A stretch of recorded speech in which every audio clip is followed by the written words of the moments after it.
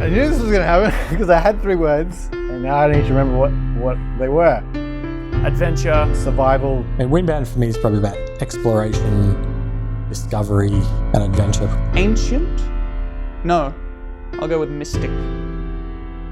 Windbound is a crafting survival game that marries the experience of the open world, procedurally generated experience with a story and narrative that drives you through the whole adventure. And coupling that with you being on a boat, carrying your base through the whole thing as you go, makes it a really unique experience. So when we started, we basically just had Kara, the protagonist, collecting resources, crafting slings and bow and arrows and kind of things like that.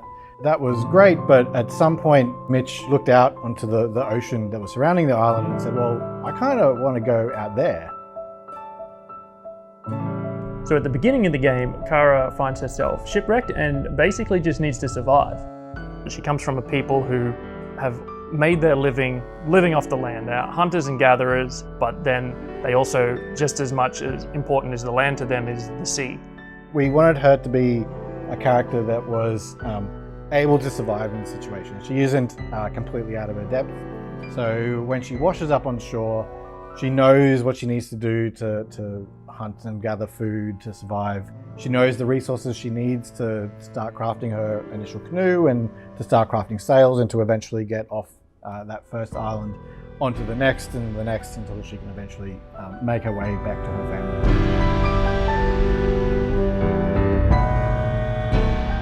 Early on, when you first start the game, you'll more or less see the same types of islands. So it is procedurally generated, but then as you play through the game, there'll be more types of islands with different biomes and different visuals and lighting. It's quite intentionally very friendly early on, and then as you progress through the game, you'll start getting introduced to more obstacles within the environment, both the environment itself and the creatures, that make things feel more hostile. So as the player goes through, they'll go through forests and deserts and swamps and savanna-y kind of landscapes. And every player will see that differently, going more into the belly of the beast as you're going through it.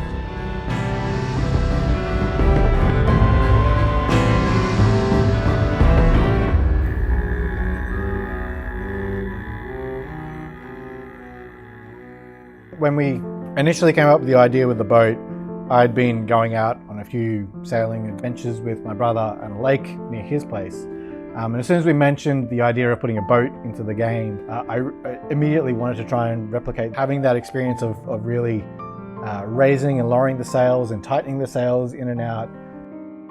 Once you get your head around how that actually works, is really rewarding and a really fun experience.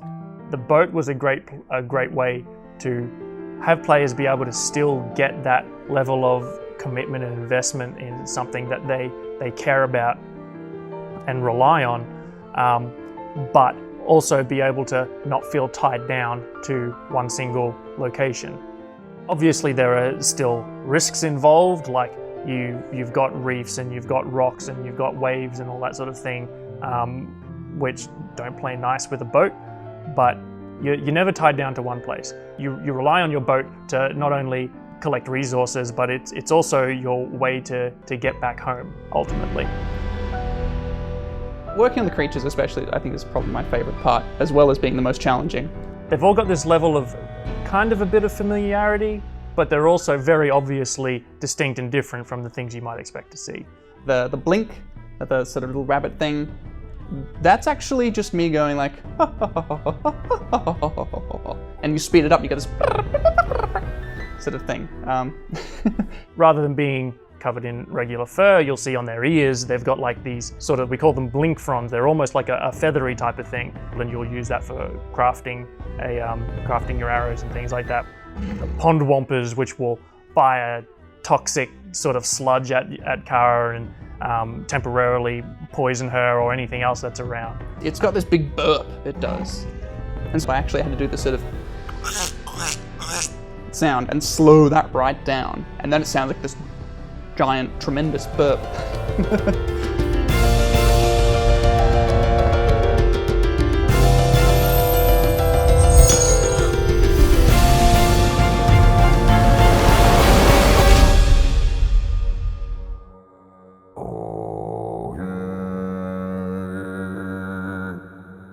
Having the Nautilus there was one of the things we had right at the very beginning. The idea of having this big creature that played some part in the story and how you got through the world was something that was there right from the very beginning. The Nautilus, she finds out more about it as she plays through the game, and more about the world that she's in and the nature of the storms and everything around her. It's obviously got a lot of power behind it. It's something that gives the impression of being ancient. Perhaps doesn't take kindly to the presence of Kara or her tribe sailing so closely. I would hesitate to say more than that without just telling you what happens at the end.